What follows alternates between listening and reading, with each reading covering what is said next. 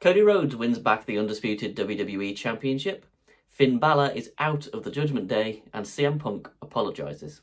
All this and more in this episode of This Week in WWE, What Mattered. Men's Elimination Chamber winner Randy Orton opened up SmackDown by saying that he'd performed at 20 different WrestleManias but only ever main evented twice. He said he's not sure who his opponent's going to be yet, but he is not going to be leaving Vegas empty-handed, as he will be walking out as the undisputed WWE Champion. Trick Williams did interrupt him, but he got hit by a swift RKO by the Viper, and that was the end of that. There was then a United States Championship Open challenge that was answered by Hijo del Dr. Wagner Jr. He is a wrestler from the AAA promotion, which of course WWE owns. He is larger than your typical luchador, and this is the first time that I've ever seen him perform. He and Carmelo had a good match, but in the end it was Dr. Wagner who missed a moonsault, landing on his front, allowing Carmelo to hit nothing but net and retain his championship. Charlotte Flair and Alexa Bliss have their sights set on the WWE Women's Tag Team Championships as they gatecrashed the championship celebration of the Irresistible Forces Nia Jax and Lash Legend. Shortly after this, they then defeated Kiana James and Julia to officially become the #1 contenders for those titles. There was then another really good backstage segment between Sami Zayn and Cody Rhodes, where Sami was really showing his frustration at the fact that Cody was getting a chance for the WWE Championship, despite the fact that he lost at the Men's Elimination Chamber match, when the whole point of that match is to earn an opportunity to challenge for that title. Not only does this make sense for Sami as an on-screen character, but it also mirrored the opinions of a lot of the fans, or at least the online fans, who seemed to be quite frustrated that Cody was getting this championship opportunity. Cody, of course, was not very happy about the words from Sami, and he accused Sami of politicking his way into a WWE Championship match with him before he's even won it.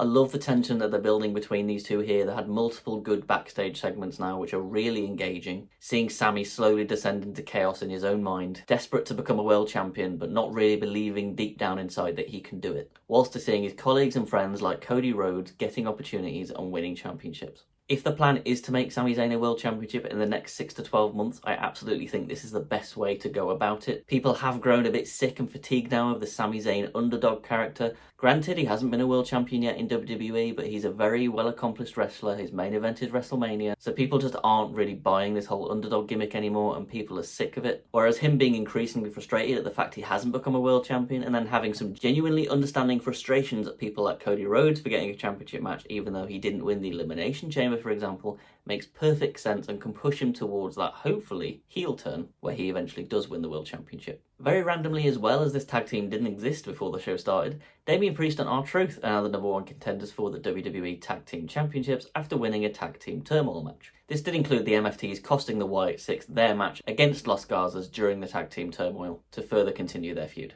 Sami Zayn then spoke to Randy Orton backstage and asked him directly, how do you talk about Cody the way that you do and then just drop him without a second thought? Randy explained that sometimes you just need to be selfish. This again is planting more seeds, I think, for that eventual heel turn of Sami Zayn. Although Sami is a great in-ring performer, I think Sami's greatest strength is his character work. We saw this so clearly when he was part of the Bloodline storyline. He really invigorated the Bloodline story and stopped it from becoming stale. I think actually when Sami joined the Bloodline, all the way until he turned on Roman Reigns at the Royal Rumble, that was the best part of the Bloodline saga. And whether you agree with him or not, he's got some really understandable motivations for wanting to turn heel so he can finally become a world champion. We saw a segment between Rhea Ripley and Jade Cargill to build up to their WWE Women's Championship match at WrestleMania, where they were comparing bodies, with Jade saying that hers was more impressive, whereas Rhea retorted by saying that Jade's body is built for show, whereas hers is built for fighting. I'm glad to be seeing more of these one-on-one mic duels now, as it really is the strongest way to build up a feud before WrestleMania. We've of course seen one with CM Punk and Roman Reigns, which was fantastic. We had this one between Rhea and Jade, and there was also one between CM Punk and the Usos, which I will come on to a bit later. The Miz then got stuck with being named the mentor for Danhausen, and although he refused at first, Danhausen reminded him that if he didn't mentor him, he would be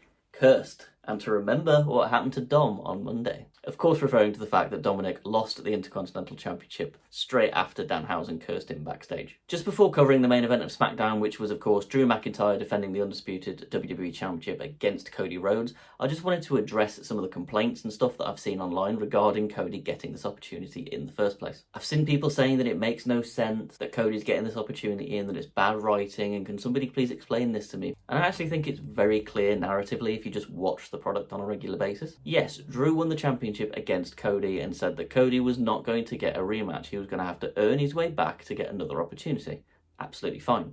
The problem is that every time Cody has been in a position to earn an opportunity, Drew has gone out of his way to cost him that opportunity. So Nick Aldis has obviously got sick and tired of this and said, you know what, screw the agreement that we had. Cody Rhodes is going to get a WWE Championship match because Drew has stopped him from rightfully earning one on multiple occasions by eliminating him from the Royal Rumble, by trying to cost him in the Elimination Chamber qualifying match, and actually costing him in the Elimination Chamber itself. So you might not like the fact that Cody was getting the opportunity, but at the end of the day, it makes perfect sense. Nobody can explain to me that it doesn't make any sense. It's very clear and obvious, and this is not bad writing. As you would have heard in the intro to this video, Cody Rhodes has won back the undisputed WWE Championship as he defeated Drew on this episode of SmackDown. There was some shenanigans in this match, as I would probably expect from a Drew McIntyre Championship defence, and at one point Drew McIntyre really should have been disqualified as he headbutted the referee, but I can only assume that Nick Aldis is sick and tired of Drew's crap and wasn't going to let himself weasel his way out of a Championship defence, so didn't step in to end the match. In the closing stretches of the match, Drew McIntyre did try to use a steel chair, but Jacob Fatu pulled it out of his hand, presumably setting up their feud going into WrestleMania 42. And remember, we still don't know for sure who actually attacked Jacob Fatu all those months ago. Drew has outright denied it the entire time, so it will be interesting to see when that is revealed whether it actually was Drew or not. But Cody is champion yet again, and now he will face Randy Orton at WrestleMania 42 in Las Vegas. Just before I move on to covering Monday Night Raw, if you are enjoying this video so far, please do whatever you can to support my channel, whether that's subscribing, hitting that bell for notifications, joining in the conversation down in the comments section, liking this video, or just tuning in for the next video that I post. General Manager Adam Pearce opened up Monday Night Raw by calling out Seth Rollins as they needed to have a conversation, and the ring was surrounded by masked men before they all got into the ring, and eventually Seth Rollins made himself known. Adam told Seth that although the Vision deserve it, what he's been doing is unacceptable. Seth is still medically not cleared to compete, and there will come a time where he's not lucky enough to get away and the Vision are going to beat him down. Right on cue, Logan Paul and Austin Theory then made their way to the ring to attack Seth, who put his mask back on and cleverly disguised himself amongst all the other masked men in the ring, who were all just running around each other, so he had absolutely no idea which one was Seth. And this was before LA Knight and the Usos, who've got their own beef with the Vision, came out to fight them off. We then saw a women's #1 contender gauntlet match for the Women's Intercontinental Championship between Lyra Valkyria, Asuka, Raquel Rodriguez, Io Sky, Bayley and Ivy Nile. Io Sky beat Lyra in the initial match before going on to defeat Raquel Rodriguez also, who tried to get the upper hand via her Judgement Day teammate Liv Morgan. However, Women's World Champion and Liv's WrestleMania opponent Stephanie Vaquer fought her off. However, in a fit of rage and frustration, Raquel left Io Sky lying, which allowed Ivy Nile to come straight out to the ring and pin her instantly to move on through the match. It was then Bayley who was next to enter the match. She defeated Ivy Nile before going on to defeat Asuka also to become the brand new #1 contender for the Women's Intercontinental Championship, and she will challenge AJ Lee for that championship next week on Raw. Another attempt at interference was made as Kairi Sane tried to help win the match for Asuka, but Lyra Valkyria, who had previously been eliminated from the match, came out to stop that interference and help Bayley pick up the win. The original El Grande Americano was then set to challenge Intercontinental Champion Penta. However, we saw him get cursed backstage by Danhausen just before he was going to make his way to the ring. Penta made his fantastic entrance to the ring, and then El Grande Americano, not the original, made his way to the ring and instead challenged Penta for the championship himself. However, Penta did retain the championship in his first ever defence in a great match following a springboard Mexican destroyer.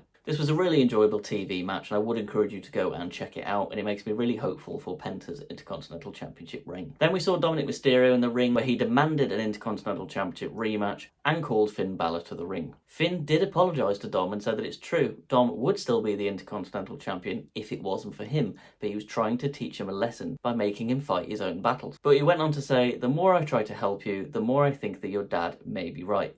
Maybe you are just a spoiled little prick." This ultimately resulted in Finn Bálor being finally annexed from the Judgement Day, with all of them beating him down, which included him getting hit across the head with the ring bell hammer. Now that Finn is officially out of the Judgement Day, I'm going to assume that they're going to run Finn versus Dom at WrestleMania, which is definitely a match I'm interested in seeing. And there are of course other added complexities there as well, like the other members of the Judgement Day, such as Liv Morgan, who has been in the Judgement Day with Finn for a very long time. Obafemi then defeated Rusev in his first ever match on Monday Night Raw. It was a short but hard-hitting battle that was ended when Oba hit a fall from grace. I do like how they're showcasing Obafemi and showing how good he is, but it's starting to drag on a little bit now, the fact we don't know which brand he's going to be on.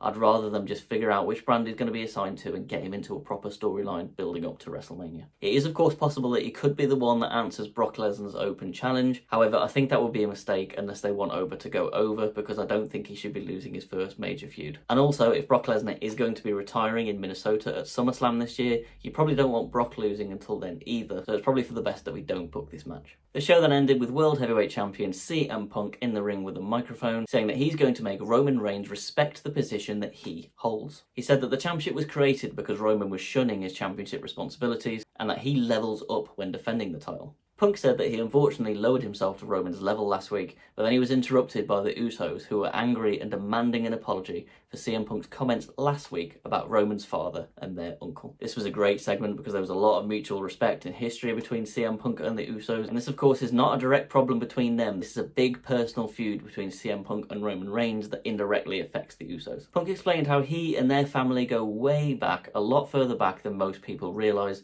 and that he's got respect for every single one of them in their family, except for that one son of a bitch. Jimmy and Jay were getting increasingly frustrated and angry. They didn't want to hurt CM Punk, they didn't want it to go any further or escalate more. They just wanted Punk to apologise for the comments that he made. And as the tension was building and building, eventually CM Punk said, "I'm sorry that Roman Reigns treated you and the rest of your family in the bloodline like garbage for years and has not once apologised." Showing frustration at the fact that he's on the hook for an apology now after his comments last week, yet Roman hasn't been held to account for any of the stuff that he did to his family during his reign as the Universal Champion. Punk told the Usos, "If Roman cared about you or the business at all, I would be stood here talking to him right now, not his young boys," which caused Jimmy Uso to punch CM Punk out of frustration before the Usos showed some restraint and walked themselves out of the ring, although still clearly visibly angry. This was a really enjoyable segment and a great way to escalate the feud between Punk and Roman when Roman isn't around. I think we can all agree, although the Jey Uso singles experiment didn't really work, his character work is brilliant, especially when interacting with his family, so hopefully this is something that we see more of leading up to WrestleMania.